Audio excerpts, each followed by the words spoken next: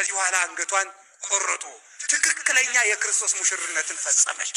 ዛሬ ተጋድሏን የጨረሰችበት ነው። የተሸነፈችበት ሳይሆን ያሸነፈችበት ቀን፣ ዓላማዋ ጽናቷ የተፈጸመበት ቀን ነው። ዛሬ በትክክል አክሊሏን ተቀበለች። አንገቷ ሲቆረጥ ውሃ፣ ደም፣ ወተት፣ ማር ከአንገቷ ፈሷል። ውሃ የፈሰሰ ስለ ጸሎቷ ብዛት ነው። ወተት የፈሰሰ ስለ ንጹሕ ድንግልናዋ ነው።